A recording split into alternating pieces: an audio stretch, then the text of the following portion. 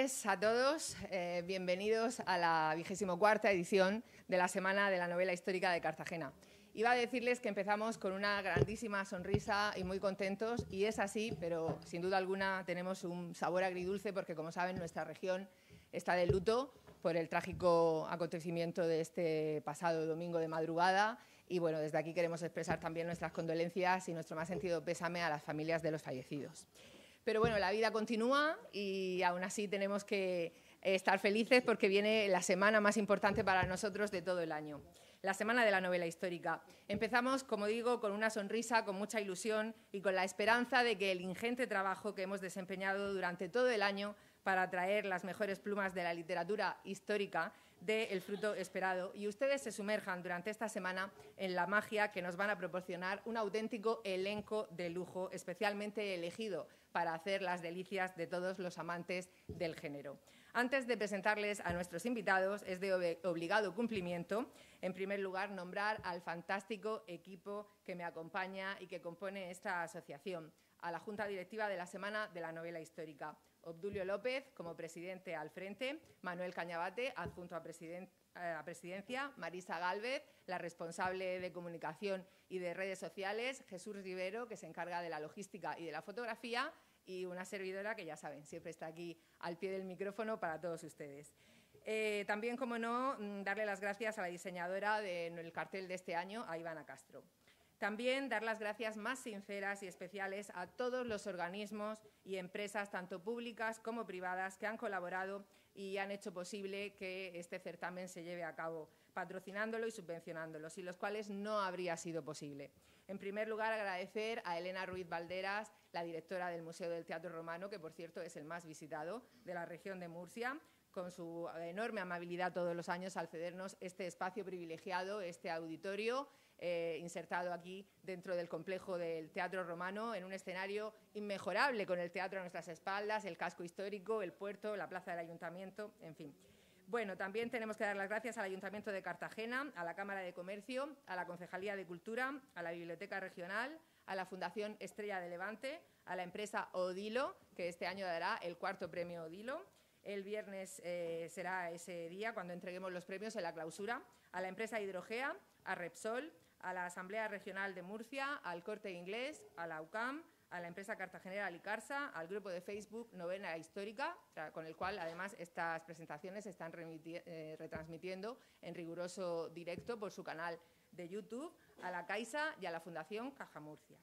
Pues bien, hoy no me voy a extender más porque, como saben, junto a nuestras autoras invitadas, Alicia Oliver e Isabel San Sebastián, a las que después presentaré como merecen, esta tarde tenemos al mejor maestro de ceremonias que podíamos tener, a un cartagenero de pro que ha tenido a bien estar con nosotros esta tarde tan especial para dar el pistoletazo de salida al primer evento de novela histórica de este año.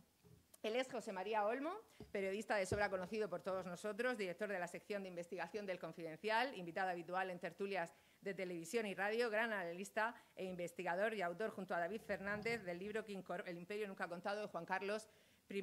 Vamos a darle un caluroso aplauso a nuestro invitado, José María Olmo.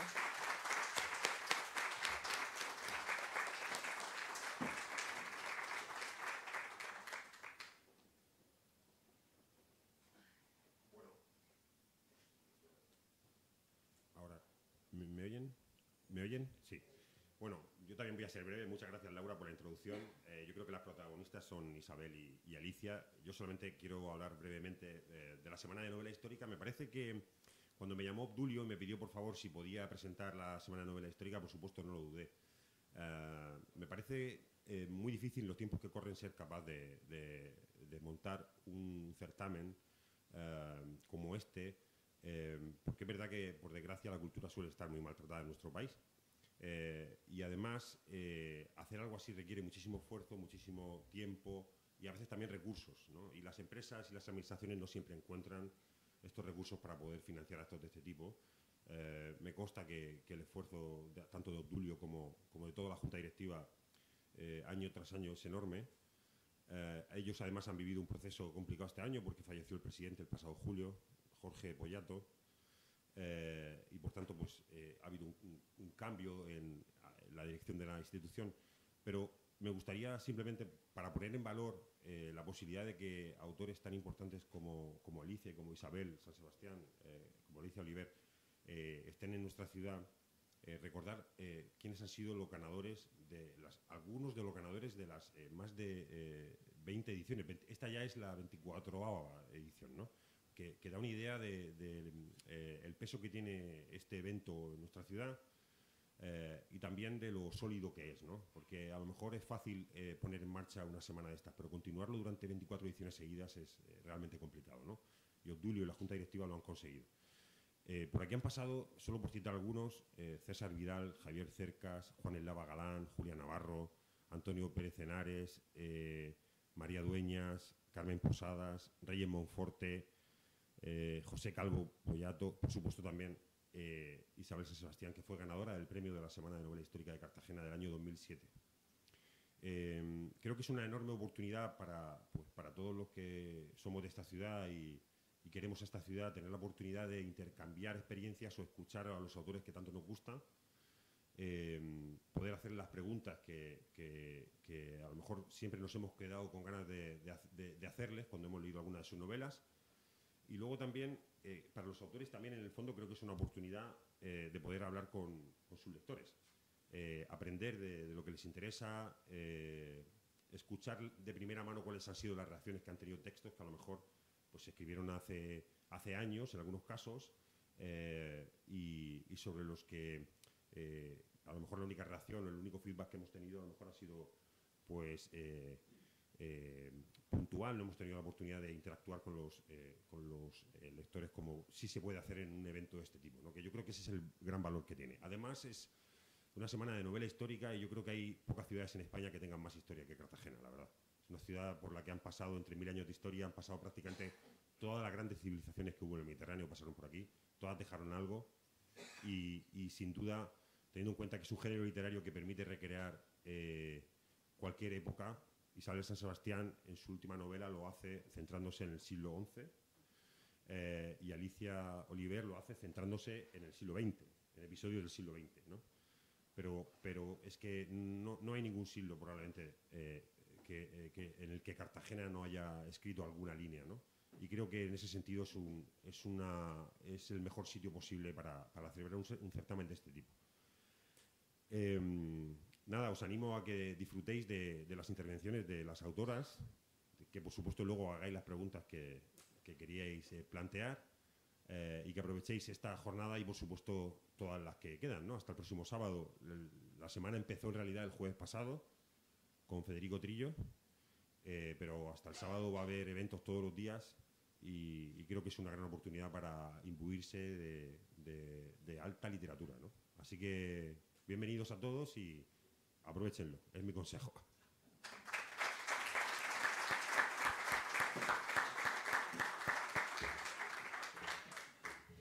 Muchas gracias, José María. Bueno, pues le voy a presentar a nuestra primera invitada, aunque no necesitaría presentación, pero bueno, es lo que corresponde, a Isabel San Sebastián. Ella es una periodista todoterreno, nacida en Santiago de Chile, conocidísima periodista para todos, se licenció en Ciencias de la Información en la Universidad Complutense de Madrid. Sus primeros contactos con el mundo de la televisión se los debe a Jesús Hermida, que la incorporó a la tertulia política en Con Hermida y compañía y La Hora H. Prosiguió su carrera en la Gaceta del Norte, fue corresponsal de la revista Época y ABC, ha trabajado en Antena 3, en la SER, en Radio Nacional Española, en Televisión Española, la COPE, Telecinco, Telemadrid, o bien dirigiendo, presentando o como tertuliana de la actualidad. También hemos podido verla en programas como El Cascabel, Más Claro Agua, La Marimorena, Amigas y Conocidas, Un Tiempo Nuevo. Además de sus ensayos políticos, ha cosechado un gran éxito con varias novelas históricas, entre las que destacan La Visigoda, de 2006, novela por la cual se le dio en este certamen el Premio Ciudad de Cartagena en el año 2007, Astur en el año 2008, La Peregrina en el 2018 y otros títulos importantes, como Imperator en 2010, La Mujer del Diplomático de 2014, Lo último que verán tus ojos de 2016 y Las Campanas de Santiago, todas ellas publicadas por la prestigiosa editorial Plaza y Janés. Hoy viene a presentarnos La Dueña, su última novela que nos sumerge en una aventura trepidante de coraje, familia y honor y que nos habla fundamentalmente sobre el papel de las mujeres como grandes olvidadas por las crónicas durante el periodo de la Reconquista. Vamos a darle un caluroso aplauso a Isabel San Sebastián.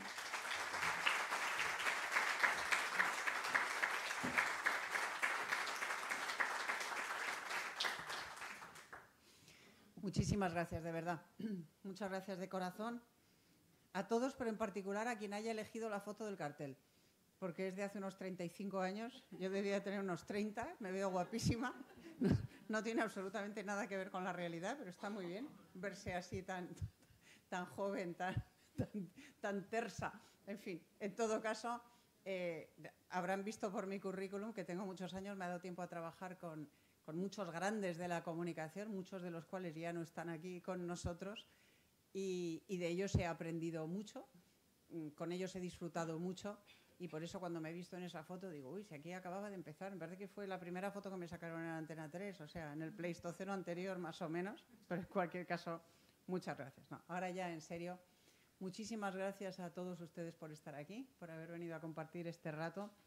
Muchísimas gracias a José María, que le han liado por mi culpa, porque me llamó un día, estábamos un día en directo allí en la tertulia de Ana Rosa y me escribe Obdulio al WhatsApp, ¿me pasas el teléfono de José María Olmo? Digo, chicos, no sé. Y así en una pausa le digo, Olmo, me están pidiendo tu teléfono. ¿Para qué? Digo, para la Semana de Novela Histórica de Cartagena. Dáselo. Y lo último que pensaba es que te iban a liar. Así que muchas gracias por estar aquí, de verdad. Muchas gracias. Gracias, por supuesto, a Obdulio y a la Junta Directiva por invitarme. Para mí es un gran honor estar aquí, por muchos motivos. Ahora voy a explicar el principal. Y, por supuesto, a Alicia por compartir mesa, por acompañarme y por compartir esta tarde. Verán, mi carrera literaria, que empezó como un auténtico juego, despegó aquí, gracias a este premio Semana de Novela Ciudad de Cartagena. Un premio que me dieron sin yo apuntarme al premio, o sea, sin yo ser candidata al premio. Yo ni sabía que alguien había presentado esa novela al premio y de repente un día me llaman de la editorial y me dicen, te han dado el premio Ciudad de Cartagena. Y yo no daba crédito. Era una cosa, me pareció inconcebible que a una autora modestísima como yo, que publicaba su primera novela, surgida además del azar, de una apuesta, ahora les explicaré cómo nació, le dieran este premio. Bueno, pues de esto hace 17 años, me parece. La Visigoda se publicó en el 2006, o sea que echen ustedes cuentas. El premio me lo dieron en el 2017 y este viernes recibí un correo de la editorial, de mi actual editorial, que es Plaza. La Visigoda se publicó con La Esfera. Después cambié de editorial, cumplido el plazo de cesión de los derechos, que son 15 años, pasé los derechos a Random.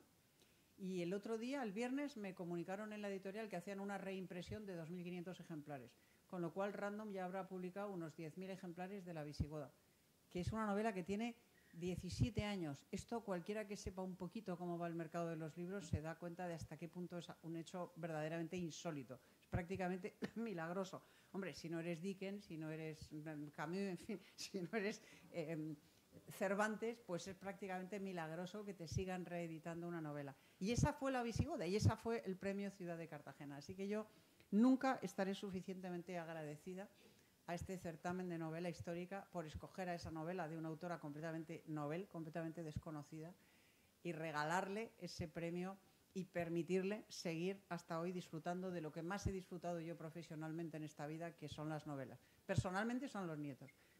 Profesionalmente, sin duda ninguna, las novelas, mucho más que cualquier actividad en la tele, en la radio, en el periodismo o en lo que sea, con muchísima diferencia. Esta novela, La Visigoda, nació como consecuencia de una apuesta con mi buen amigo José Luis Balbín, que en paz descanse, que era asturiano, era de Pravia. Yo no soy asturiana de sangre, pero soy asturiana de vocación. Hubo un día que conocí Asturias, decidí que quería ser asturiana, porque decidí que para mí Asturias era igual de bonita que mi tierra, que es el País Vasco, pero sin gentuza, y que en consecuencia prefería ser asturiana que vasca, y me autoproclamé asturiana. Y estando un día con José Luis en Pravia, en su ciudad, que fue la segunda capital del Reino de Asturias, la primera fue Cangas de Onís y la segunda Pravia, vi un cartel, una inscripción en piedra en la iglesia de Pravia que era un homenaje a los reyes holgazanes. Y le pregunté a Balbín, digo, oye, Balbín, estos reyes holgazanes, que soño, en mi vida había oído hablar de ellos. Me dijo, bueno, fueron unos reyes antiguamente en el Reino de Asturias que en vez de luchar contra los moros, pues les pagaban tributos y les mandaban a sus doncellas a sus harenes. Pero esto es una historia preciosa, esto tiene una novela. Y Balbín me dijo, escríbela. Y yo, que soy como un Miura, o sea, si me ponen un trapo así, pum, y allá que voy, pues dije, bueno, pues lo voy a intentar. Y entonces estaba yo haciendo obras en mi casa, estaba viviendo en el sótano, toda la vida se hacía en el sótano, tenía mis 2 hijos en casa, pese a lo cual me puse a escribir la novela y me salió La Visigoda, que es una novela de aventuras sobre una chica que se llama Lana de Coaña, que es enviada desde su castro natal, desde el castro de Coaña, es enviada como parte del tributo de las 100 doncellas al harén de Abdelramán, en Córdoba, y ahí empieza una aventura trepidante, se escapa, la va a buscar su prometido y tal. En fin, es una novela de aventuras, pero que se desarrolla en el emplazamiento histórico de la Alta Edad Media española y concretamente Astur. Bueno, Astur y musulmana. Bueno, y aquella novela empezó a venderse y a venderse y a venderse, recibió este premio, va por la, yo qué sé, 50ª edición aproximadamente y ha vendido cientos de miles de ejemplares ella sola. Cuando ya había echado a andar La Visigoda, mi editora entonces, Berenice, mi editora de La Esfera, me dice un día, Isabel, a mí me gustaría ahora que me contaras la historia de los padres de Alana. Y le digo, veré, pero si Alana es un personaje de ficción. Y me dice, pues por eso, pues por eso. Invéntate otros personajes de ficción que sean sus padres. En esa época, la época del siglo VIII, finales del siglo VIII, principios del siglo IX, la Asturias de la bruma, de las culturas matriarcales, prerromanas, precristianas, ese mundo muy mágico, ¿no? Muy bonito. Y así nació Astur, la segunda de mis novelas, que también se reimprime ahora y se reedita, y que es otra historia de mujeres, sobre todo de mujeres en esa época brumosa, muy mal conocida, muy poco conocida. Yo misma no tenía ninguna idea de cómo iba eso, del arranque de la Reconquista, de la construcción, del inicio de la construcción de lo que luego llegaría a ser la nación española, que desde mi punto de vista se forjó en buena medida en esos 8 siglos de lucha para recuperar lo que había sido el reino visigodo de Hispania. 8 siglos durante los cuales hubo infinidad de guerras entre cristianos. En esta misma novela, en La Dueña, hablo de unas cuantas, pero un propósito común, que era la recuperación de ese territorio y la recuperación de España para la fe cristiana. La recuperación de la fe cristiana y la recuperación del territorio que había sido la España, el reino hispano de Toledo, el reino visigodo de Toledo. Bueno, así empezó ese proyecto, que desde el principio nació contado por personajes femeninos, hasta hoy. Esta es la 9ª novela que escribo, la 7ª de la saga histórica, digamos, y siempre mis protagonistas han sido mujeres, y a veces me preguntan, sobre todo recientemente, ¿te has apuntado a la moda del YouTube? ¿Te has apuntado a la moda del YouTube de contar historias de mujeres? Que es verdad que está muy de moda, y siempre digo, pues hombre, me apunté a la moda precozmente, porque mi primera novela es de hace 17 años, así que si fue una moda, es duradera. No, yo escribo sobre mujeres, escribo de personajes femeninos por 2 motivos principales. El primero es porque soy mujer, y en consecuencia me parece más fácil y más honesto meterme en la túnica, porque mis personajes llevan túnica de momento, luego igual pasan al brial, pero de momento llevan túnica, están ahí a medio camino entre la túnica y el brial, que en unos calzones, que en una túnica masculina. Me parece más honesto compartir con los lectores cómo siente, cómo piensa, cómo ama, cómo quiere a sus hijos, qué relación tiene con sus hijos, que son muy importantes en todas mis novelas, a sus nietos. En esta novela Auriola de Lurat tiene nietos, porque Isabel San Sebastián ha tenido nietos, y de repente ha descubierto ese amor absolutamente maravilloso, incondicional, lleno de ternura, de disfrute y de alegría que son los nietos, y yo necesitaba compartirlo, y entonces pues Auriola empieza la novela contándole a su nieto Diego las andanzas de su abuelo, de su difunto abuelo, las hazañas de su abuelo, cuyo nombre deberá honrar siempre con una conducta ejemplar. Y a medida que yo he ido evolucionando en la vida, pues han ido evolucionando mis personajes femeninos. La primera razón por eso, porque me parece más honesto y más auténtico escribir sobre lo que yo siento. Y la segunda razón es porque me parece de justicia histórica rescatar el papel que tuvieron las mujeres en la Edad Media y sobre todo en la Alta Edad Media. Porque ahora hay quien parece pensar que las mujeres en el mundo y en particular en España hemos estado en casa y atadas a la pata de la cama hasta que hace 5 años nos vinieron a liberar. Pero resulta que no habíamos estado atadas a la pata de la cama ni hace 10 años, ni hace 15, ni hace 1000. Al contrario, España es una nación tributaria de unas culturas matriarcales que prevalecieron en la cornisa cantábrica y que desempeñaron una influencia determinante en la construcción y en la idiosincrasia de ese país. Sobre todo en lo que hoy es, en la parte, digamos, asturiana, leonesa, castellana de España, más que en la mediterránea. ¿Por qué? Pues porque en esa parte, en la parte de Asturias, y que luego fue bajando Reino de León, Reino de Castilla, etcétera, la influencia romana había sido muy inferior. La romana fue una cultura maravillosa, menos mal que no romanizaron, pero los romanos, todo hay que decirlo, eran extraordinariamente machistas, muy machistas. La cultura romana, la cultura griega y no digamos la cultura musulmana, fueron culturas muy, muy, muy patriarcales, muy, muy misóginas. Sin embargo, las culturas de la cornisa, las culturas celtas, digamos, de origen celta, la cultura asturiana, la cultura gallega, la cultura vascona, vasco-navarra, lo que hoy es el País Vasco, Navarra, etcétera, fueron culturas muy matriarcales. Y esos hombres y esas mujeres, sobre todo esas mujeres, a lo largo de toda la repoblación que acompañó a la Reconquista, fueron poblando el territorio de lo que hoy es España. La población musulmana, a medida que iban perdiendo batallas, a medida que la Reconquista avanzaba, la población musulmana iba descendiendo, iba bajando hacia los reinos musulmanes que permanecían hasta que cruzaron el estrecho y se fueron la mayoría, o los expulsaron, ya no quiero entrar en eso. Y lo que repobló esas tierras fueron gentes venidas del norte, y esas gentes venían imbuidas de esa cultura matriarcal, de esa influencia de las mujeres, de esas mujeres. Voy a utilizar un palabra completamente extemporáneo en esa época, pero para que ustedes me entiendan, mujeres empoderadas. O sea, mujeres poderosas, mujeres que venían muy conscientes de sus responsabilidades y de sus obligaciones. Y en todas mis novelas aparecen esas mujeres, no porque haga yo un feminismo retrospectivo, lo cual sería profundamente deshonesto en términos personales, en términos literarios, sino porque esas mujeres realmente fueron así. Porque a través de la genealogía, por ejemplo, a través de las excavaciones, a través de la sociología, porque hay multitud de vestigios que nos permiten, a través, por ejemplo, de la cultura hereditaria, ¿no? En el Reino de Asturias, quienes transmitían la legitimidad para reinar eran las mujeres, y eso se mantuvo hasta bien entrado el siglo XII en el Reino de León también. Ahora estoy escribiendo yo en estos días la historia de la reina Urraca de León, la primera reina que hubo en España y que hubo en Europa, y probablemente en el mundo occidental. La primera reina se llamó Urraca y fue reina de León. Me lo estoy pasando pipa escribiendo esa novela ahora, que verá la luz dentro de no mucho. Toda esta legitimidad para reinar y para transmitir la legitimidad dinástica, esto era algo muy propio de esas culturas matriarcales. ¿Por qué no ha trascendido hasta nuestros días ese orgullo, digamos, esa herencia, ese orgullo de nuestro legado matriarcal? Pues por dos motivos principalmente. Uno, porque existe una profunda incultura histórica en España en general. Sabemos muy poco de nuestra historia y menos que vamos a saber. Ahora diré por qué.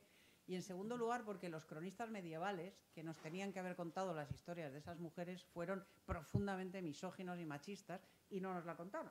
La mayoría eran clérigos, la Iglesia nunca ha sido muy feminista, que se diga. Y la cuestión es que el relato que nos hicieron fue un relato de reyes, de batallas, de donaciones, y fue un relato muy poco centrado, versado en esas mujeres cuyo papel fue determinante. Y a mí me parecía que era de justicia, en nombre de todas las mujeres que nos precedieron en la historia y que nos permitieron ser lo que somos hoy, rescatar sus figuras y contarlas. Yo escribo sobre personajes de ficción. En mis novelas la trama la sostienen personajes de ficción, aunque luego la urdimbre histórica esté llena de personajes reales, ¿no? En mi última novela, en La dueña, la protagonista se llama Auriola de Lurat, es una mujer navarra. Primero porque mi madre era navarra y me apetecía mucho hacerle un homenaje. Mi madre también tenía los pies grandes como Auriola. Mi madre a mi hijo le llamaba Mocete y Mocetico, que es de la misma manera que yo le llamo ahora a mi nieto, al único nieto varón que tengo, Mateo, que también lo llamo mi Mocete y mi Mocetico y le doy muchos besos. Y segundo porque, como les digo, en Navarra, en la Navarra actual, y en lo que hoy todo parte de lo que hoy es el País Vasco, ese poder de las mujeres estaba muy presente, ¿no? La reina Toda de Navarra, por ejemplo, participó en la batalla de Simancas, montada a caballo, igual que Urraca participó en muchas batallas, le estoy contando. vestida de hierro, a caballo y combatiendo como cualquier hombre. Estamos hablando del siglo IX. Y después se fue con su nieto hasta Córdoba para que un médico judío le permitiera adelgazar y así poder montar a caballo, porque si no, no habría podido ser rey. Si estabas gordo, Sancho el Craso, no podías montar a caballo, y si no podías montar a caballo no podías ser rey. Y la reina fue la que le llevó ahí al nieto a que lo adelgazara un médico judío. Bien. Auriola de Lurat, la dueña, la protagonista de esta novela, es una mujer de origen navarro que se traslada junto con una de las reinas, con la reina Urraca, pero otra Urraca, una Urraca navarra, a casarse con Alfonso V de León, que se ha quedado viudo. Y ella, Auriola, forma parte de la comitiva de esa reina. Con ella llega a León. En León conoce a un caballero de frontera, a Ramiro no me acuerdo cómo se apellida, bueno, Ramiro.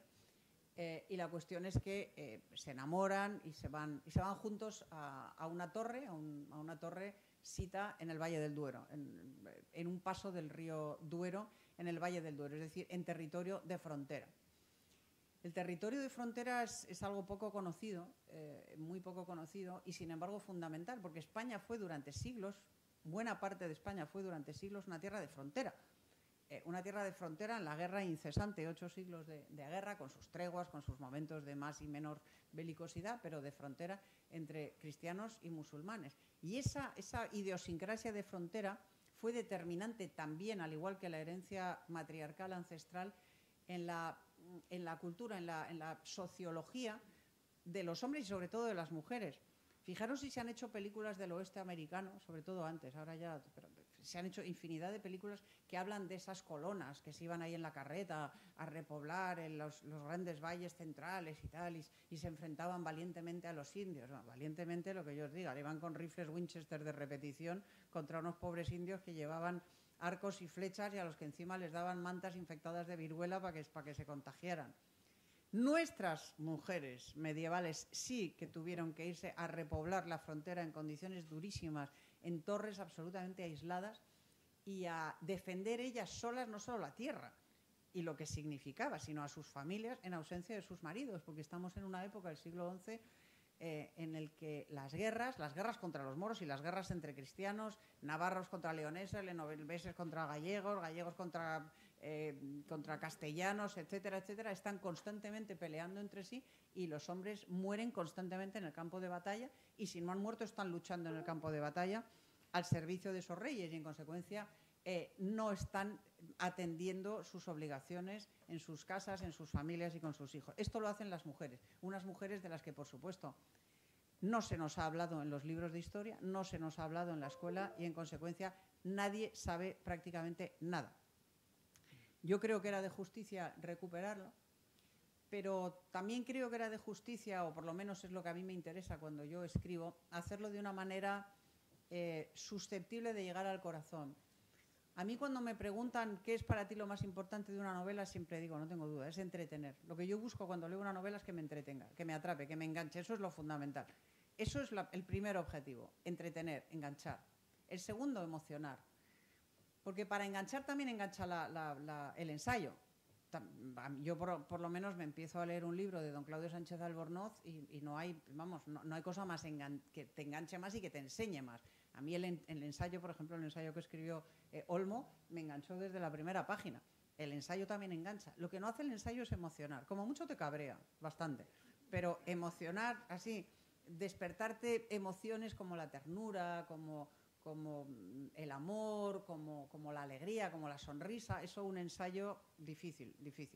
Y esa es la gran diferencia entre la novela y el ensayo. La novela tiene que emocionar. Y si se saltan algunas lágrimas, mejor. A mí misma se me saltan lágrimas cuando escribo a veces, y cuanto mayor me hago, más se me saltan, lo cual es muy mala señal, muy preocupante.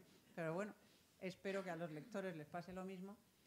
Y ya, por último, en tercer lugar, enseñar algo. O por lo menos que el pozo histórico que quede sea auténtico, sea real. O sea, que sea riguroso, que la parte que cuentas de la historia sea rigurosa y sea verdad. Y eso requiere mucha documentación, eso requiere estudiar mucho antes de ponerse a escribir. Porque luego, con todo eso que has estudiado, tú tienes que hacer una digestión y regurgitar ese conocimiento de un modo que sea capaz de enganchar y de emocionar. Ese es el proceso.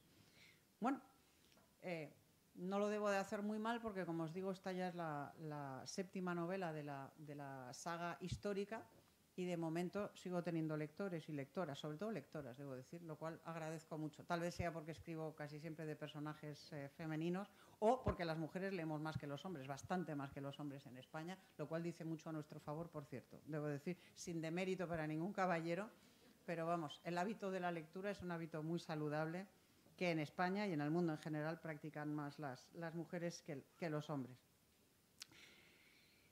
No les quiero contar mucho más de La dueña. Es una novela histórica, se sitúa en el siglo XI, es la historia de una mujer, de una abuela, que empieza contándole a su nieto las andanzas de su abuelo y que tiene como misión fundamental, la que era la misión fundamental de esas mujeres de frontera, defender su legado familiar, lo que Auriola denomina la sangre, no solo la tierra, sino la sangre, defender su legado y defender la memoria familiar. Ese es un aspecto en el que yo he querido incidir mucho en esta novela y que es muy importante porque durante muchos siglos de historia no existían los libros, o eran carísimos, existían algunos códices carísimos y que estaban al alcance de muy poca gente. La gente era analfabeta, no sabía leer ni escribir. Por supuesto, no existía el cine, ni la televisión, ni las fotos, ni los móviles, ni nada. Y la única forma de conservar la memoria era a través del boca a oreja, era a través del legado oral que de unas generaciones iba pasando a otras generaciones. Y eso fue una labor eminentemente femenina siempre, desde la noche de los tiempos, desde las primeras culturas, las primeras sociedades de homínidos, hasta época muy reciente. Quienes conservaron la memoria de los difuntos fueron las mujeres, no solo a nivel del pueblo, de las sociedades más básicas, a nivel real. Por ejemplo, en la Corona de León, las infantas reales, las famosas Urraca y Elvira, las hermanas de Alfonso VI,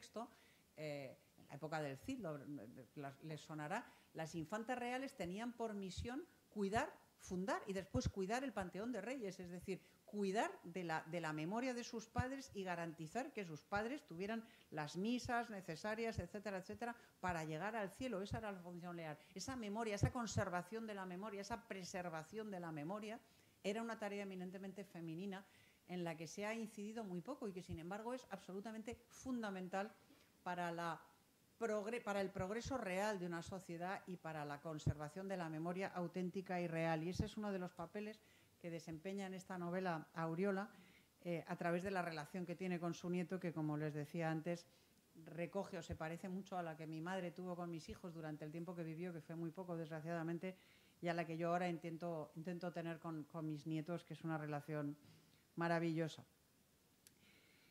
Hablando de memoria, no quiero enrollarme mucho, pero no quiero dejar de mencionar el papel que en términos de memoria histórica de verdad, de memoria histórica auténtica y no de otra cosa, tiene la novela histórica como género, en general. Y sobre todo ahora en una España en la que la asignatura de historia está desapareciendo de los currículums y cuando aparece condensados 8 siglos o 10 siglos en 3 meses o en 4 meses de curso. Es evidente que así es imposible aprender nada de historia.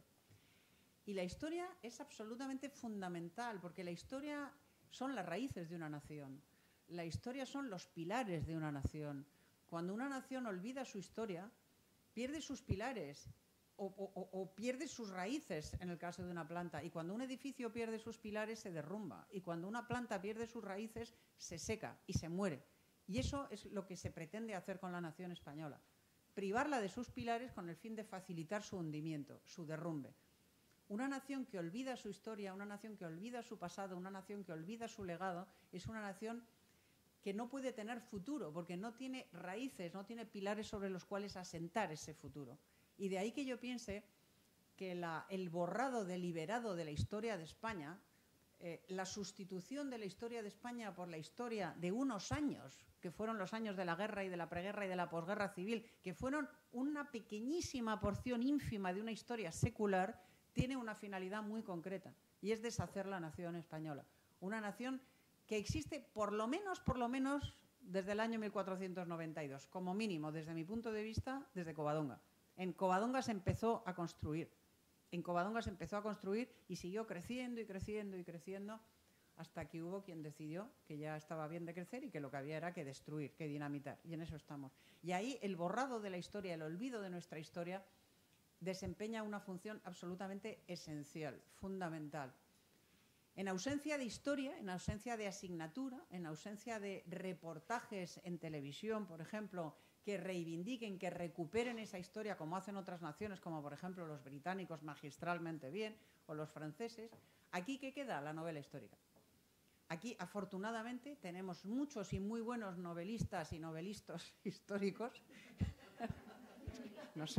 Y novelistes, por supuesto. Históricos, históricas e históricas que están rescatando la historia en sus más diversos periodos. Yo escribo historia medieval, hay otros que escriben mucho sobre América, otros que escriben sobre el siglo XX, otros como Obdulio que han escrito sobre Cartago, en todas sus épocas, en todos sus periodos. Afortunadamente en España brilla y resplandece el género de novela histórica que está viniendo a suplir una carencia cada vez más dramática y de consecuencias absolutamente demoledoras en términos de futuro. Así que yo creo que es muy importante agradecer a los novelistas de novela histórica la labor que hacen, agradecer muy especialmente a asociaciones como esta Asociación de Novela Histórica de Cartagena, a Obdulio López y a toda la Junta Directiva el esfuerzo ingente que hacen para mantener estas jornadas. Me sumo a lo que decía antes Olmo. El trabajo que se requiere para contactar con nosotros, para traernos aquí, para instalarnos, para organizar, para divulgar estas jornadas, para difundirlo, es ingente y es un trabajo absolutamente desinteresado, absolutamente sin ánimo de lucro, en el que inviertes muchísimas horas simplemente por amor al arte, por amor a la literatura, por amor a la historia. Y eso es algo, y por amor a tu patria, creo, me da la sensación. Por lo menos en mi caso, cuando yo escribo, hay mucho de... Yo no escribo por amor al arte, también lo digo, yo escribo porque me pagan.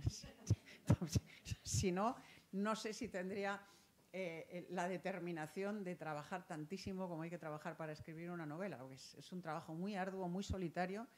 No la parte de la documentación, y esa es la bonita, la parte de sentarse delante del ordenador con la pantalla en blanco y tejer una historia y vincular las distintas tramas y crear una novela es un trabajo muy arduo, muy solitario y muy duro.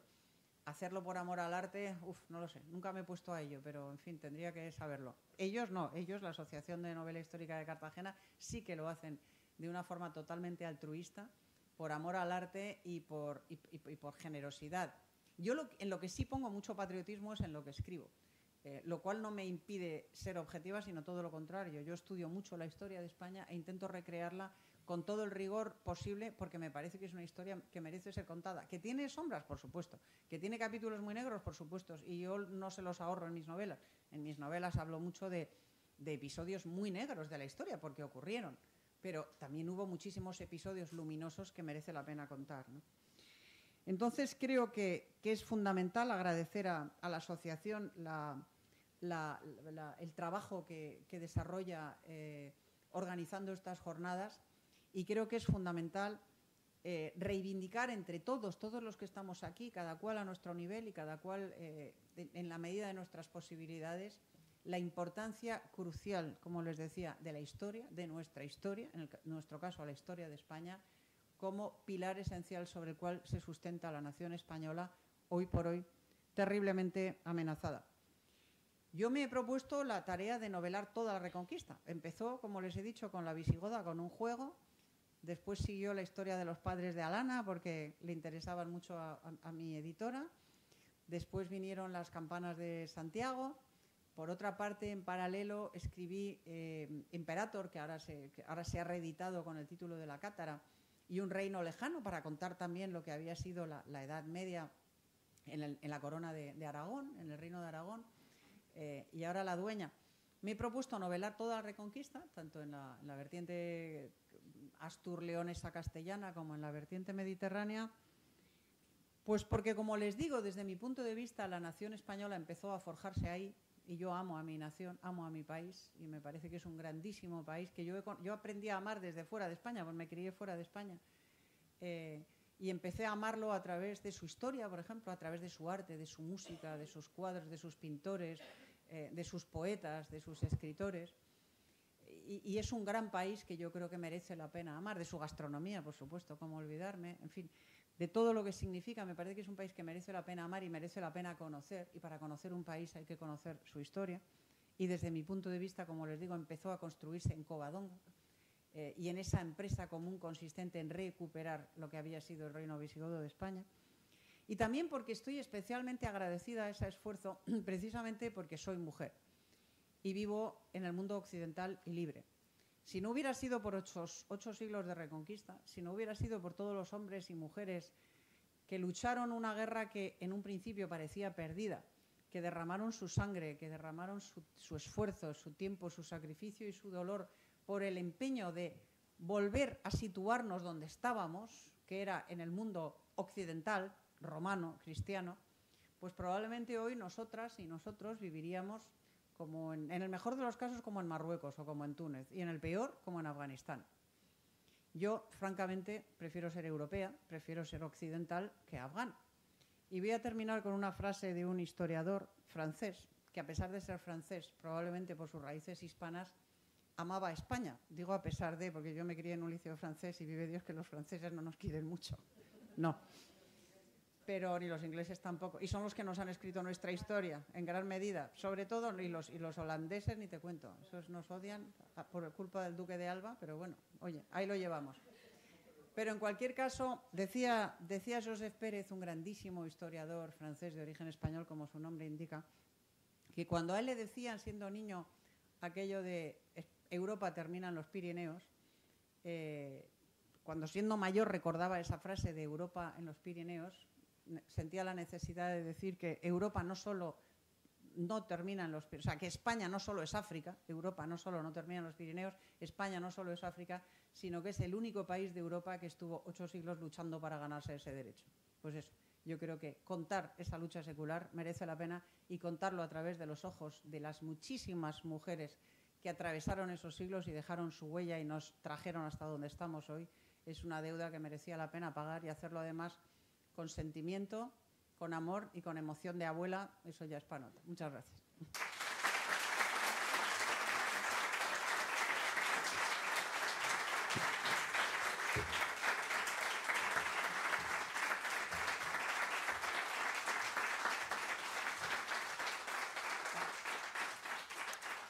Muchísimas gracias, Isabel. A título personal te diré que estoy absolutamente de acuerdo con todo lo que has dicho. Bueno, voy a presentarles a continuación a nuestra siguiente invitada, que ha venido desde muy lejos, desde México nada más y nada menos, a Cartagena. Ella es Alicia Oliver Gutiérrez. Nació en la ciudad de La Puebla, estudió física en la Universidad Autónoma de México y el doctorado en la Universidad Católica de Lovaina, en Bélgica. Desde entonces se ha dedicado a la investigación, aunque siempre tuvo mucho interés por la historia.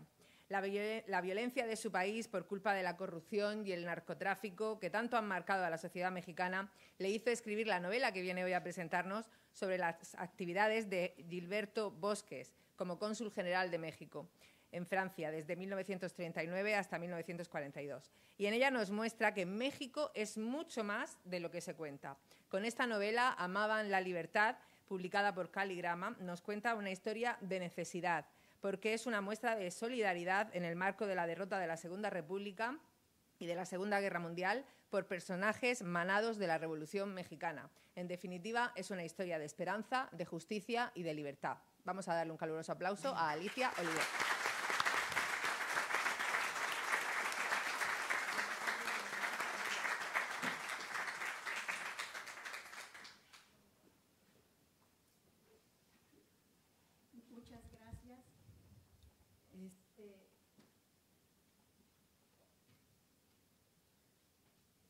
¿Me oye?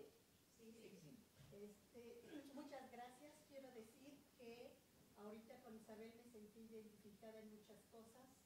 Amo profundamente a mi país y por eso escribí esta novela, que confieso, no soy novelista, no soy escritora, no soy historiadora.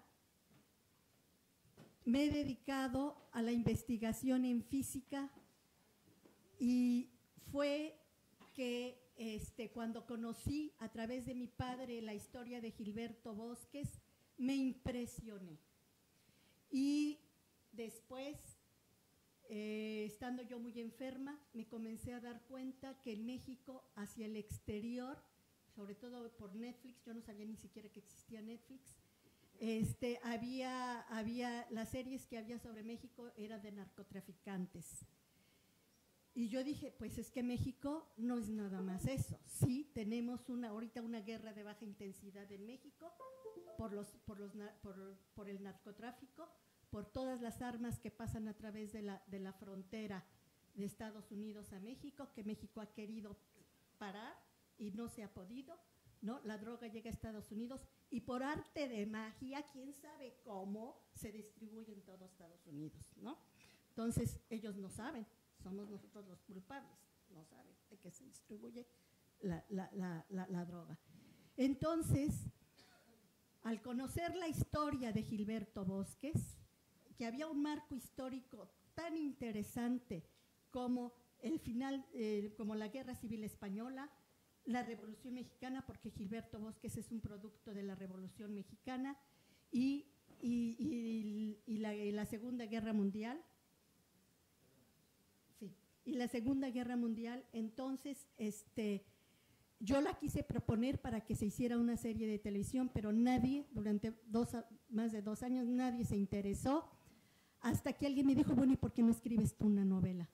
Yo había escrito, pero artículos científicos en inglés para revistas especializadas a nivel internacional, nada que tuviera que ver, toda mi vida había hecho eso y nunca había yo intentado escribir ni siquiera un cuento. Pero empezó la pandemia, estaba empezando la pandemia y yo estaba encerrada en mi casa, comencé a pensar efectivamente en cómo escribir algo que reflejara ese periodo de la política exterior mexicana que fue tan luminoso. Y fue así como yo comencé a escribir la novela. Ahora, por deformación profesional, traté que fuera estrictamente rigurosa, que a diferencia de Isabel, pues yo tenía los elementos porque es algo de un pasado reciente, ¿sí? Y aunque de Gilberto Bosques había muy poca información, pero pues mucho de la Guerra Civil Española, y me van a perdonar porque yo afortunadamente, aquí dice Jesús que que no encontró errores. Yo tenía miedo de que pudieran haber errores, todo lo verificaba con mucho cuidado y me permití entrar en la historia de España, de la Guerra Civil, sin pues haber tenido una educación en la historia de España. Y bueno, investigué lo más que se pudo. Hay diálogos, los diálogos yo quise que fueran muy fidedignos también y traté de estudiar lo más que había de los personajes, sobre todo ahora en YouTube con muchos testimonios, sobre todo ahorita van a ver con de los de Francisco Ponzán. Y bueno, estuve en contacto ahora en Madrid con el embajador de Suiza en España, que fue su nieto, y para mi regocijo, él quería conocerme, había pedido en la embajada conocerme porque de los libros y de lo que conocía que se había escrito de Gilberto Bosques, lo más, lo que él consideraba más cercano a Bosques, que una forma para acercarse a Bosques era mi libro, porque los diálogos a él le eran familiares, como si escuchara a su abuelo. Para mí eso, porque era uno de mis objetivos, que fuera todo muy fidedigno, y para mí fue realmente un aliciente. Permítanme ahora mostrarles un poco, bueno, de lo que trata la novela, pero sobre todo les quiero mostrar lo que yo aprendí, porque yo aprendí muchísimo y me apasioné. Y me apasioné, ¿saben? No quiero verla porque me guía. Perdónenme que sea así porque quiero que me guíe para no irme,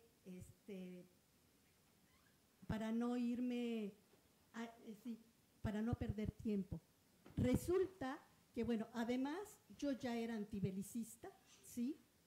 Pero con mi novela y con lo que estaba sucediendo ahora, estoy convencida de que la guerra es la mayor tragedia de la humanidad.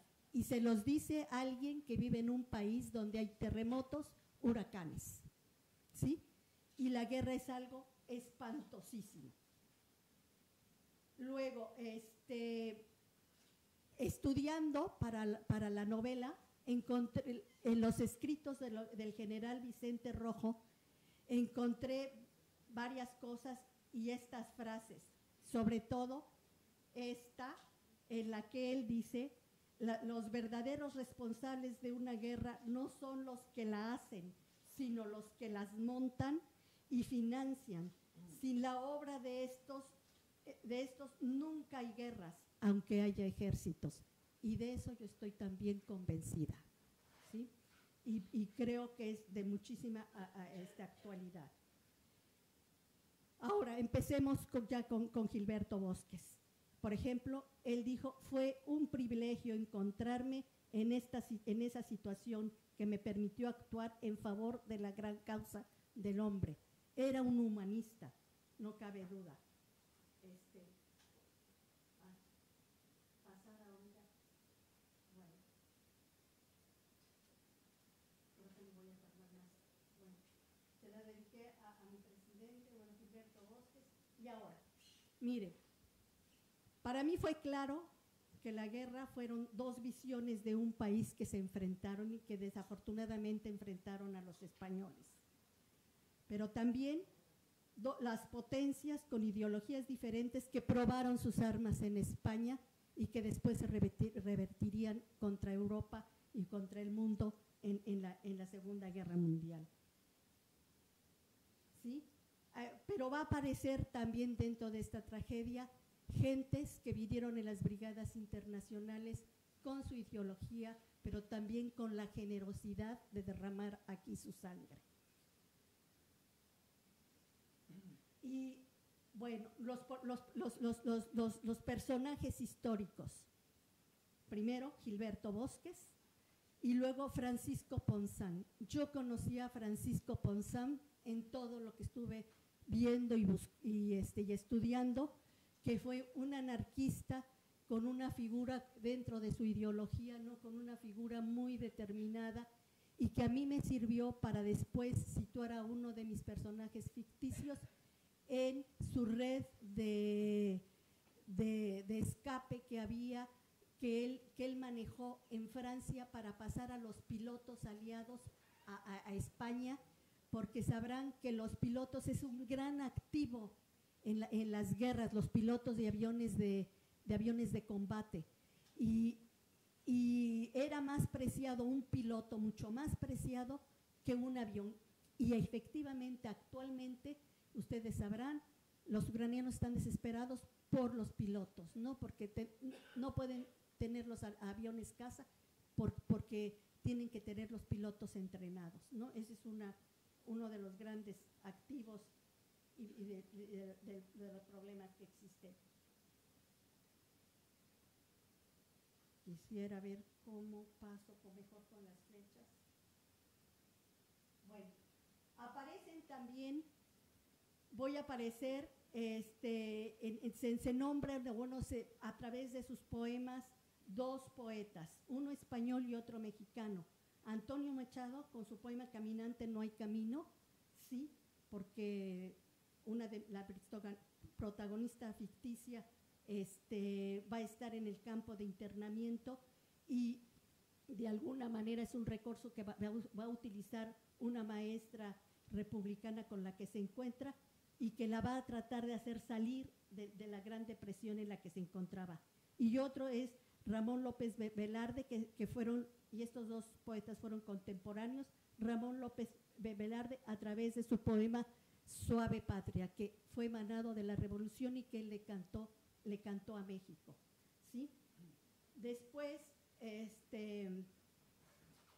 mis personajes ficticios son dos jóvenes españoles, Diego y Mercedes, uno que provenía de la clase obrera y su padre sindicalista. Él pierde a su madre en el momento de morir, Mercedes se educa en la clase media alta madrileña, su padre era médico, su padre se va a ir al frente a dar servicio en el ejército republicano y lo dejan de ver ya a partir de entonces. Él dice que se regresará pronto, que aquello va a terminar pronto y que pronto regresará a casa, pero no, jamás lo vuelven a ver.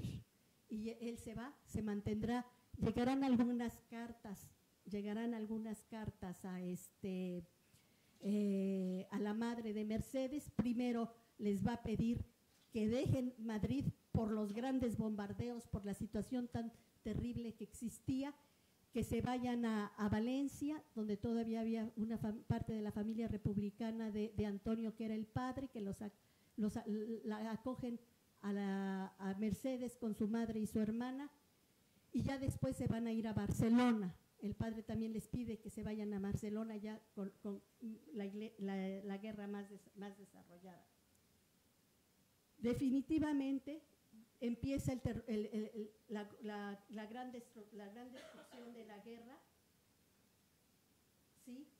Yo ahí aprendí los grandes bombardeos a las ciudades españolas, ¿sí? Que fue la primera vez en la historia que fueron bombardeadas, que fue bombardeada la población civil. Eso ustedes lo saben perfectamente, pero yo lo aprendí y comencé a apreciar el heroísmo del pueblo español de a pie. Para mí comenzó a ser evidente. Y entonces la destrucción fue mucha, pero a la vez también vamos a tener la aparición de las brigadas internacionales. Va a haber una brigada mexicana, sí, la Benito Juárez, cuyo, digamos, estaba al frente, que le dieron aquí el grado de coronel, David Alfaro Siqueiros, un pintor en México muy famoso, un muralista, que cuando se viene a pelear a España ya era un pintor famoso, con obra en Nueva York, en Los Ángeles, en Buenos Aires, ¿sí? Y, bueno, obviamente en México, pero se viene a pelear aquí a España. Y aquí, bueno, una fotografía de los brigadistas, ¿no? Llenos de ideales, que venían a pelear por una causa en la que ellos creían. Aquí hay brigadistas vinieron de todas las profesiones, ¿no? Habilitándose en el manejo de las armas. Y también aprendí que el ejército republicano estaba conformado mayormente por milicianos, ¿no? Porque el ejército, digamos, tradicional, formado de profesión, la gran mayoría estaba del lado nacional. Y sobre todo el ejército que vino del norte del norte de España, también aprendí todo eso. Era el más fogueado del ejército español. Y entonces, bueno, empiezan las batallas, sí. Y bueno, por ejemplo, aquí en esta fotografía vemos a unos milicianos que llevan a un oficial alemán, ¿no? Porque hubieron alemanes, yo no lo sabía, también lo aprendí, alemanes peleando, del ejército alemán peleando aquí. Y soviéticos entonces, también. Y soviéticos, no, por eso digo, todos se enfrentaron. Aquí fueron, digamos, el laboratorio de las grandes potencias en ese momento para que después van a luchar en la Segunda Guerra Mundial, ¿sí? Entonces, la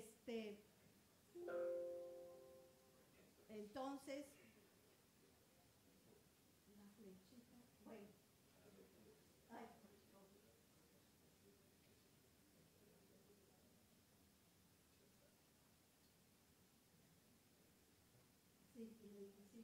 quiero pasar a la siguiente. Ya se me pone aquí, sí, es cierto, aquí. Bueno, ¿no? Ok. Entonces, al igual que Isabel, también aprendí que las mujeres tuvieron un papel destacado. Aquí hay una miliciana en la lucha en Barcelona, pero sobre todo las mujeres del pueblo, las madres con sus hijos, que se quedaron en sus ciudades para sostener a la familia, para alimentar a los hijos, y luego además también intervenían en la defensa de las ciudades. Aprendí todo eso, ¿no? Eran unas heroínas, como dice Isabel. El papel de la mujer no se ha resaltado, pero aquí también hubieron mujeres verdaderamente heroicas en esa época en que estaba la guerra en su curso, ¿sí? Pero también, y aquí fue los niños, la gran tragedia de los niños. En las guerras los que más sufren son los niños, ¿sí?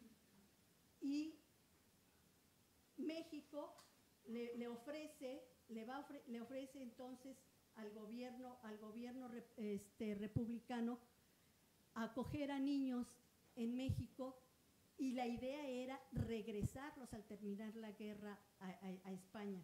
Nada más que las cosas tomaron fue otro curso en que estos niños, muchos se quedan a vivir en México, van a hacer sus familias y van a hacer su vida en México como su segunda patria, ¿sí? Entonces, en 1937 van a llegar estos niños a México, pero ya a partir de 1938, y eso ustedes lo saben muy bien, es cuando se recrudece aquí la guerra y van a haber las grandes batallas, Teruel, Lérida, el Ebro, sobre todo el Ebro. Vi muchos documentales, leí mucho sobre la descripción de la batalla del Ebro, que a mí verdaderamente me impactó.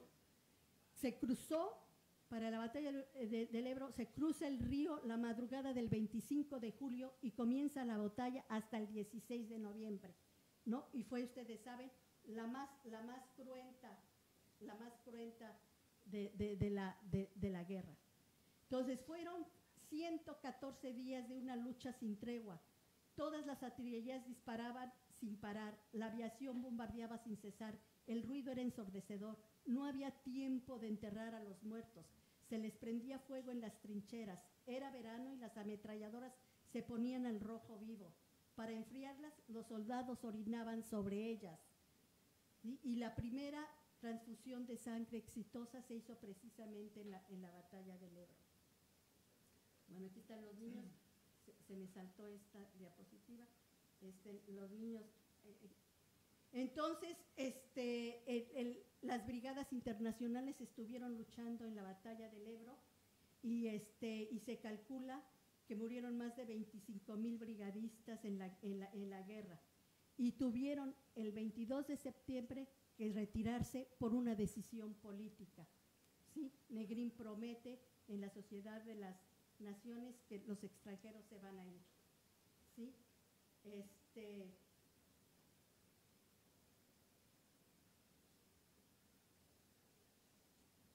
Bueno, y ya se pierde, los republicanos pierden la batalla del Ebro y viene ya la retirada hacia el norte, hacia Cataluña y hacia Barcelona.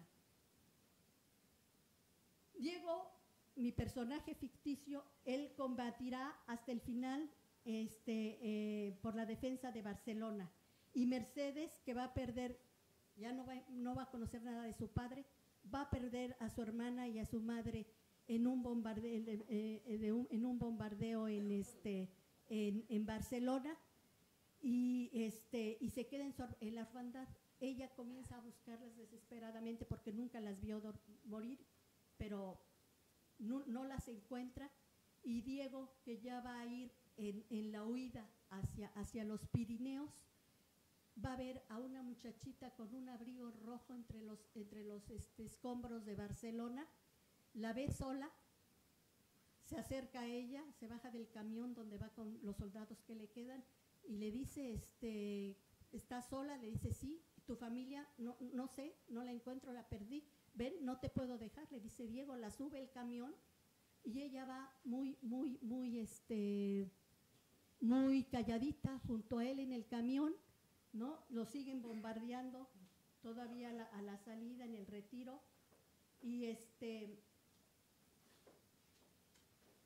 pasan al exilio, pasan hacia Francia, salen del exilio. Diego con la idea de volver para seguir combatiendo, pero Mercedes con una terrible orfandad, ¿sí? Se siente sola. Ya conocen ustedes el exilio. Yo seguía aquí aprendiendo y viendo a las madres llevando a sus hijos o en brazos y de la mano y con los pocos enseres, ¿no? En una huida tremenda, con una gran angustia.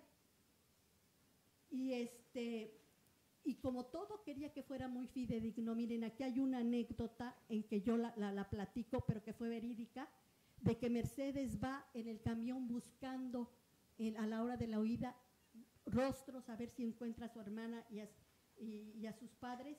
Y entonces, digo, en esta búsqueda observó cómo una niña caminaba y aprisionaba amorosamente a su muñeca, y cómo al paso del tiempo el cansancio hacía que la muñeca colgara, tomada de un brazo por la mano de la niña, a la que ya le faltaba la fuerza. La muñeca terminó por caer y fue abandonada en el camino. La niña continuó cargando solo su anhelo de maternidad roto. Esta niña llegó a México con sus padres, creció y tuvo una tienda de ropa a la vuelta de mi casa. Mi hermana la mayor la conocía y ella le platicaba mucho de la guerra civil y le platicó esta anécdota y se abrazaban y lloraban. Entonces yo me permití ponerla, no sé el nombre, pero es verídico. O sea, todo lo que yo digo, cada frase que yo escribía es verificable, ¿sí? Y pasan al exilio. Otra cosa que yo aprendí es que yo siempre admiré a Francia, y sobre todo admiraba pues el famoso siglo de las luces, y que le habían dado al mundo la Declaración de los Derechos del Hombre y el Ciudadano. Y lo mismo, los que pasaban creían que iban a tener una acogida de asilo en el país de la igualdad, la libertad y la fraternidad. Aquí yo también aprendí que aunque haya países que se sientan orgullosos de lo que le han dado al mundo, realmente no lo cumplen. Y aunque hubieron muchos franceses que sí acogieron a los exiliados españoles, hubieron muchos que los tenían como gente indeseable, rojos, y que además… Sí, bueno, y además, efectivamente, como dice usted, no sabían qué hacer con ellos, y en la playa, los meten a la playa con alambradas, sin agua potable, sin letrinas, sin barracas, sin ninguna protección, ¿sí? Y entonces ellos aquí van hacia la playa con unos guardias senegaleses que los vejaban, los trataban muy mal, ¿sí? Y aquí están atrás de las, no sé por qué se me saltan las diapositivas, pero y ahí están con los guardias, los guardias senegaleses. Aquí hay un guardia senegalés, por ejemplo, en esta, y atrás de unas alambradas ahí los tienen, ¿sí? Ellos llegan, se instalan solos como pueden en las playas. Aquí están las madres, siempre las madres con sus hijos, ¿sí? De veras eran mujeres que fueron heroicas.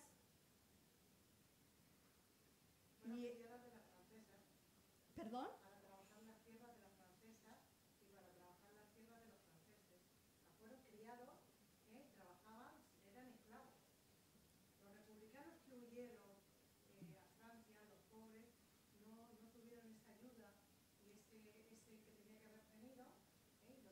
Sí. Sí, porque después, lo que pasa es que va a haber un decreto, lo que yo supe y aprendí, va a haber un decreto para que salgan a trabajar, ¿sí? Y muchos se van a hacer, se van a las defensas, a la defensa que tenía en la costa atlántica y la que tenían hacia Alemania, ¿sí? Y bueno, pero eso va a ser después. Primero aquí ven, están con lo que podían, se protegían, ¿sí?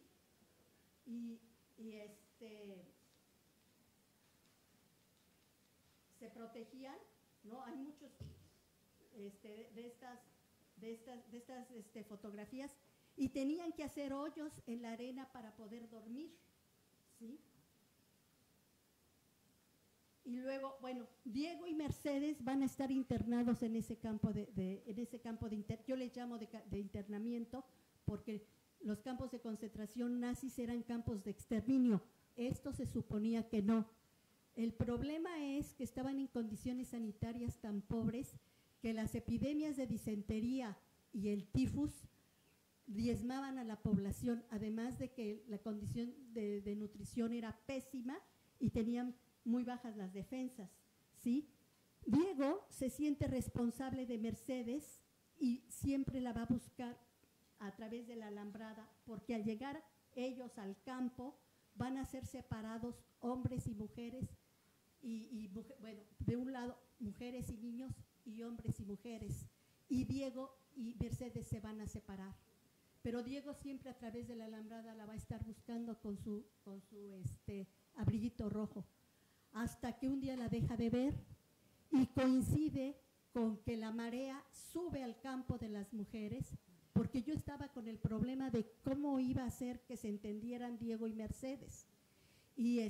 Pero buscando en muchos testimonios de gentes que habían estado en el campo de Argelers-sur-Mer, encontré a un hombre que te decía que de repente empezó a subir la marea, que inundó el campo de las mujeres y que tenían el peligro de morir ahogadas con los niños, y muchos tenían allá a sus esposas y a sus hijos. Les gritaban a los guardias y no les hacían caso. Entonces ellos derribaron la alambrada, se metieron al campo, y ahí pues va Diego a buscar a Mercedes y la va a encontrar recostada, ¿sí? La va a encontrar recostada en la arena, afiebrada y enferma, ¿sí? Y bueno, antes de eso se bañaban en el mar, era donde podrían ellos bañarse, y sobre todo aquí se muestra la gran cantidad de muertos. La gente moría muchísimo en esos campos. No eran campos de exterminio, pero muchísima gente murió, ¿sí? Entonces, cuando Diego encuentra a Mercedes, ¿sí?, la va a encontrar, dice, estaba inmóvil, recostada sobre la arena, afiebrada y gimiendo, tapada con una manta. Tenía un ataque de disentería. El olor era insoportable. Diego inmediatamente adivinó lo sucedido. Mercedes había defecado sobre ella misma. La tomó en brazos y la llevó al mar a lavarla. La desvistió con mucho cuidado y suavidad para que ella no se sintiera lastimada en su pudor. Así, a pesar de la vergüenza y el ardor que le provocaba el agua salada, el gran alivio que sintió le hizo voltear su cara y, viendo a Diego a los ojos, susurró palabras de agradecimiento. La cara tensa de Diego se relajó y sus facciones mostraron un gesto de dulzura que ella nunca antes le había visto. Cuando hubo terminado, Diego la envolvió en la manta y otra vez la regresó a un lugar lejos del agua, y él regresa a lavar su ropa.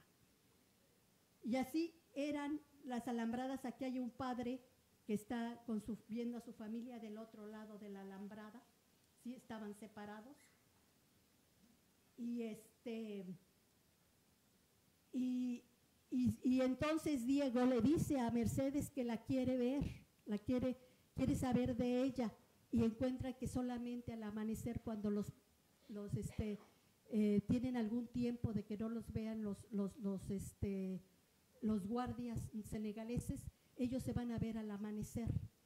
Y entonces ahí yo hago que vean a Venus en el cielo, ¿sí?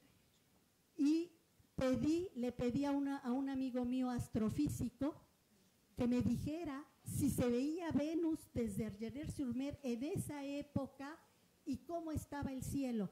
Y entonces él me mandaba los mapas del cielo y el estado del clima. Entonces eran días despejados donde ellos podían ver efectivamente a Venus. Entonces, lo que yo describo de que ellos cuando se veían y ella estaba muy deprimida, pero entonces exactamente eso sucedía en Argelers-sur-Mer, en ese amanecer. Entonces, todo eso es totalmente fidedigno y porque tuve los datos de mi amigo el astrofísico.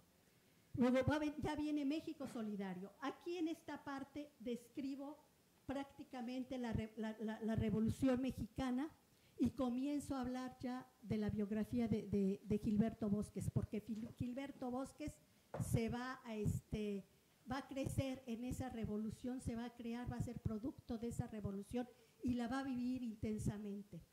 Él y mi abuelo, porque yo conocí a Gilberto porque mi padre me empezó a platicar de su padre, de mi abuelo, y entonces se conocen cuando entran al Instituto Normal del Estado en Puebla, y tenían 15 años, y los dos van a vivir la revolución, ¿sí? Van a vivir la revolución, y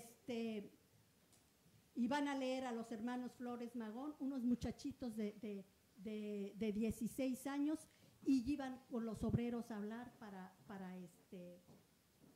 inculcarles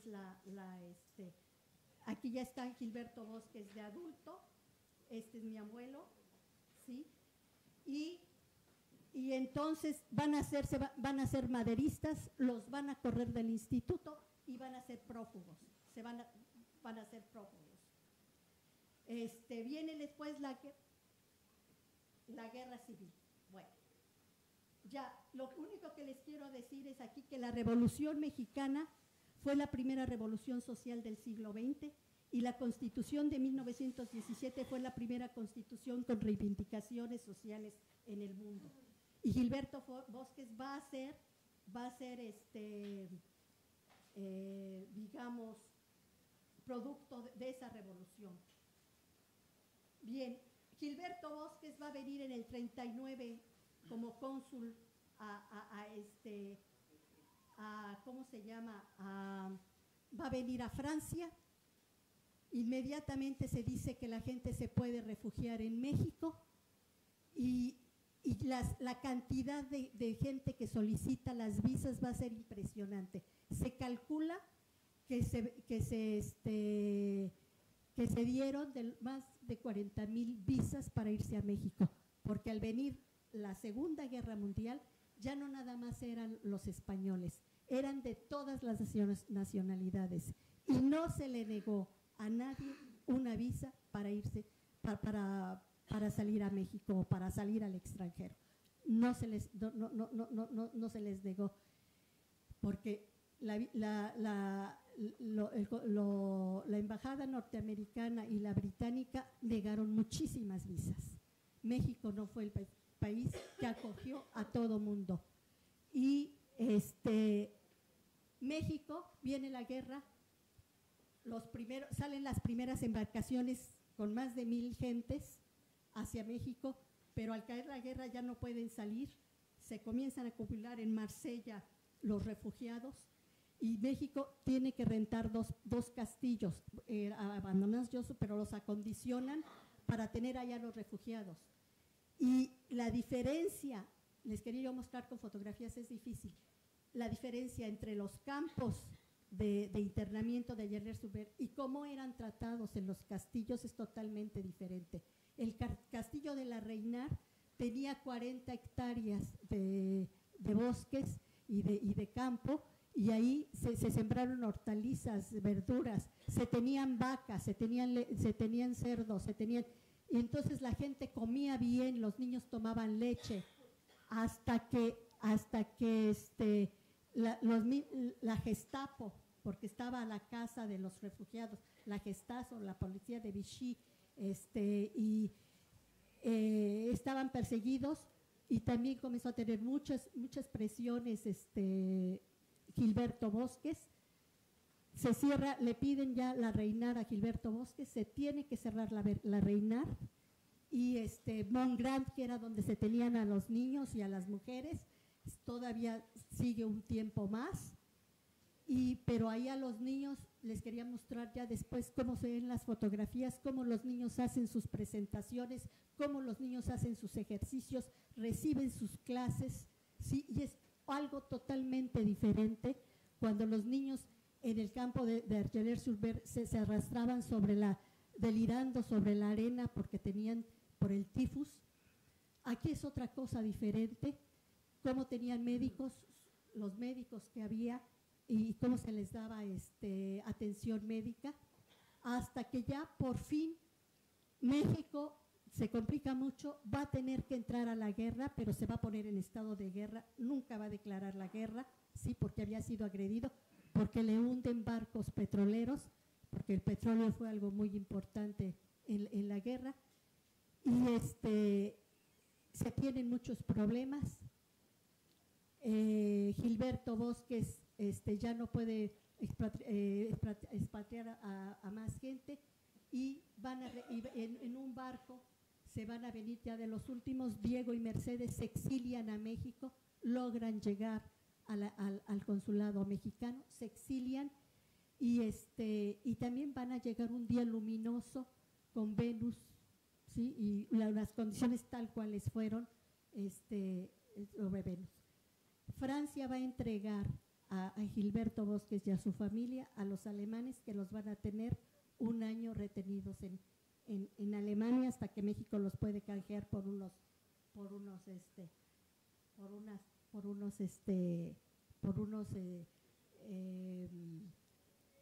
tenían unos prisioneros. Entonces, bueno, esa es la historia, y yo les quería mostrar, ¿no?, cómo México fue tan solidario en esta época tan terrible de la Segunda Guerra Mundial. Eso es todo.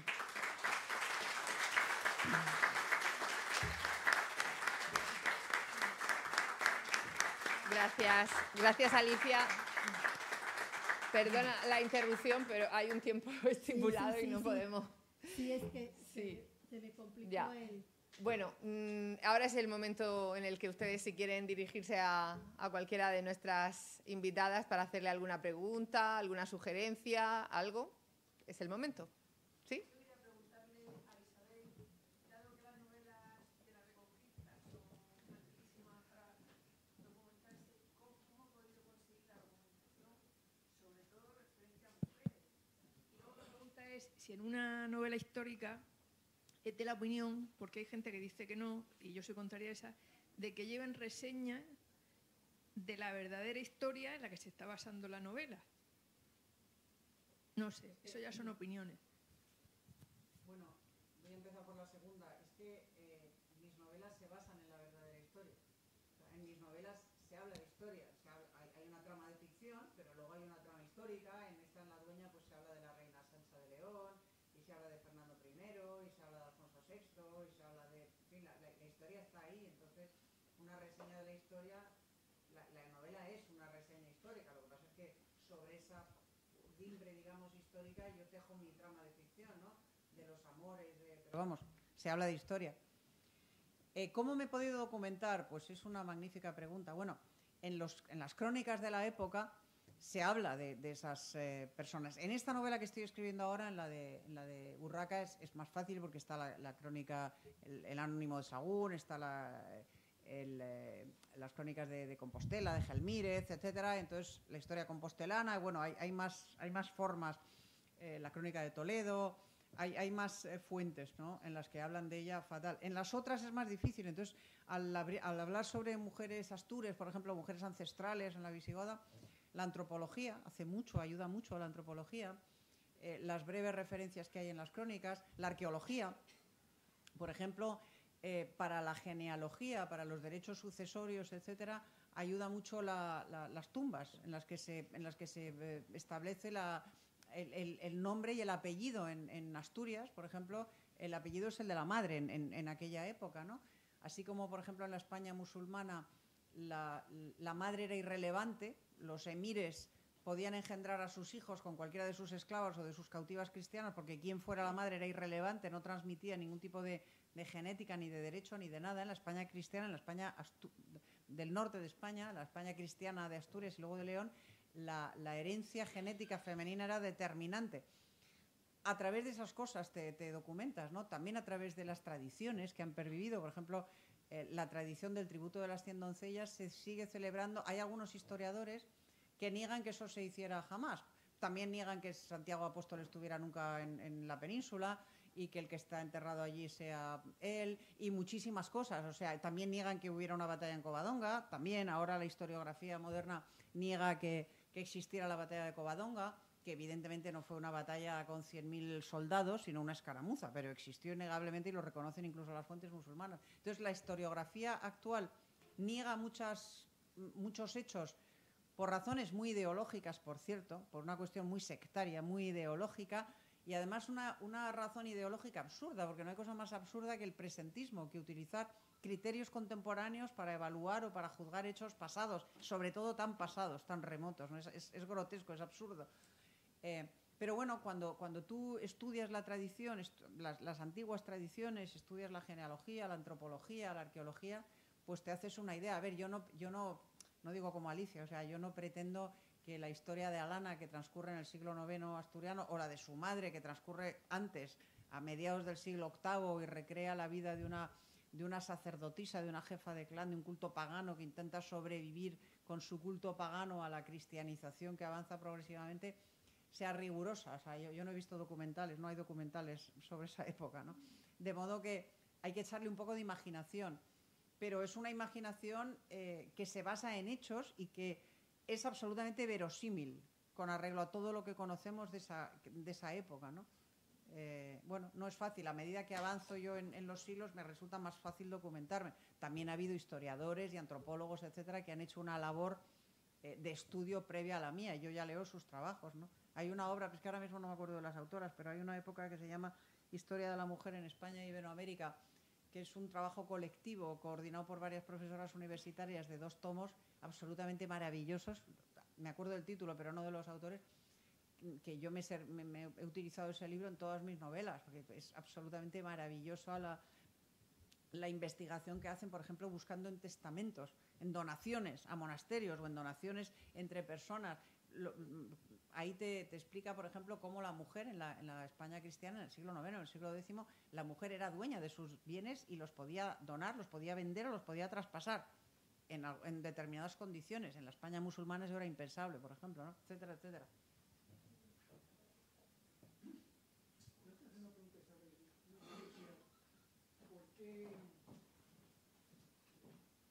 ¿Qué opinión le merece? ¿Por qué los musulmanes no se establecen más arriba de la línea del Duero? Porque les echan. Pero de allí en Covadonga. No, pero yo me refiero que podían haber intentado establecer, yo que sé, en León, en Valladolid, en Zamora. Bueno. Los musulmanes en la primera oleada que sigue al Guadalete, en el 711, avanzan hasta el Cantábrico y se instalan. De hecho, en Gijón se instala un gobernador musulmán que se llama Munuza, y se instala en Gijón, que era la capital romana, digamos, de Asturias, ¿no?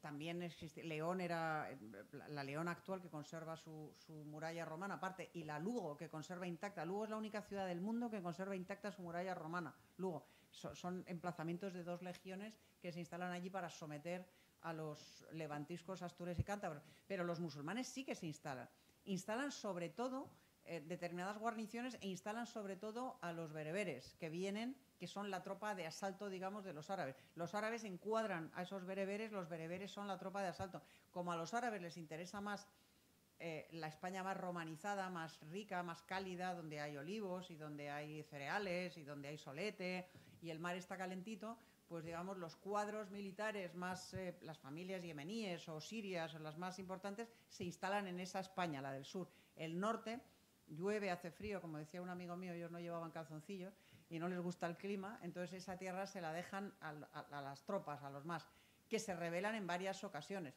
pero se instalan. Lo que pasa es que en Covadonga son derrotados y en Covadonga les corren a gorrazos desde el lugar de la batalla hasta Gijón y el gobernador tiene que salir huyendo de allí y ya nunca más vuelven a instalarse allí, al norte del Ebro.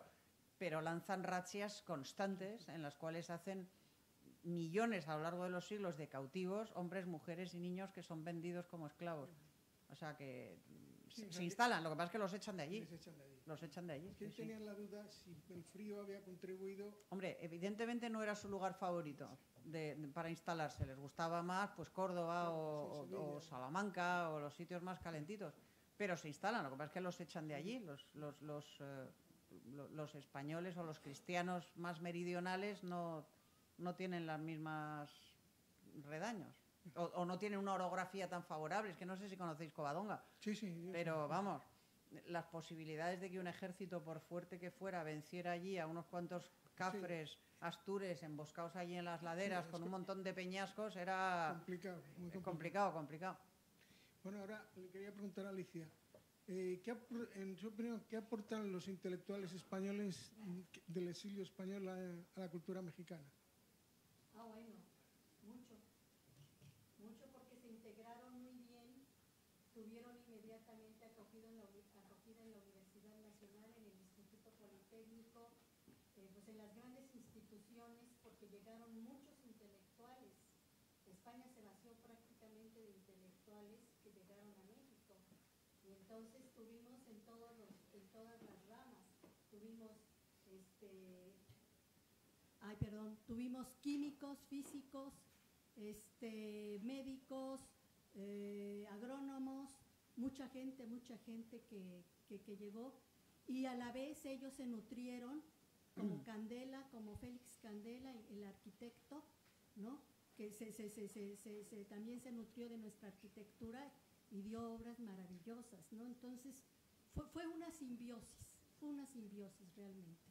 Entonces sí, yo creo que es una muestra, y sobre todo en esta época, en la cual yo creo que más bien la solidaridad y el intercambio entre países, conociéndonos mejor, se pueden hacer grandes cosas para bien de la humanidad, ¿no? Las guerras no nos llevan a nada, Y entonces, este fue un ejemplo muy grande de solidaridad, donde México también se benefició mucho. Yo, sin ánimo de polemizar, me vas a perdonar, Alicia, pero si no lo digo, reviento. España no se vació de intelectuales. Había intelectuales en ambos bandos, entre otras razones porque la gente en España en la guerra civil luchó donde le tocó. Hubo muy poca gente que pudiera elegir en qué bando luchaba. Luchó donde le tocó. Hubo muchos intelectuales asesinados en ambos bandos, por los republicanos y por los nacionales, asesinados. Y cuando terminó la guerra, hubo muchos intelectuales que se exiliaron y otros muchos que se quedaron aquí. Yo entiendo que, en fin, que probablemente la historia que se cuente en México pues tenga su sesgo porque los que la han escrito fueron los que se marcharon. Pero en España quedaron muchos intelectuales que fueron los que levantaron España después de esa guerra y los que trabajaron. Bueno, yo pido disculpas porque yo sé que también es un tema polémico, pero yo lo cuento, y lo cuento desde un lado, y porque estudié lo de ese lado, porque fue la ayuda y es la personalidad de Bosques, y es lo que yo quería platicar, lo que hizo México, porque no nada más salvó españoles, salvó de muchas otras nacionalidades. No, y yo lo respeto y es verdad y lo agradezco. Pero lo que quiero decir es que eso de que España se vació de intelectuales, pues no bueno, es verdad. Disculpo, fue una frase desafortunada, ¿no? Pero pero yo digo, nada más quiero que sea una muestra de lo que sucede cuando se encuentran dos pueblos y se pueden hacer muchas cosas, que en lugar de que tengamos guerras, debería de haber más solidaridad y más fraternidad entre las diferentes naciones. Es lo único, ¿no? Porque creo que ahorita se necesita fuertemente. Lamentablemente el tiempo no juega. Sí, eso iba a decir, que no tenemos tiempo para más. Pueden adquirir cualquiera de los libros ahí fuera y serán firmados por ellos aquí en esta misma mesa. Y ahora Obdulio, nuestro presidente, pues le va a dar un obsequio a nuestros invitados. Hasta aquí. Concluimos.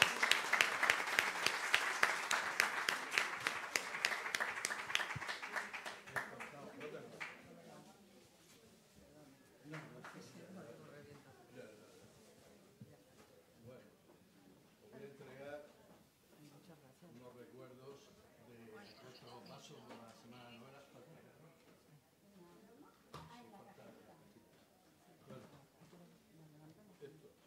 No te levantes. Esto es una pluma de escritor que puede utilizarse perfectamente. A mí perfecto.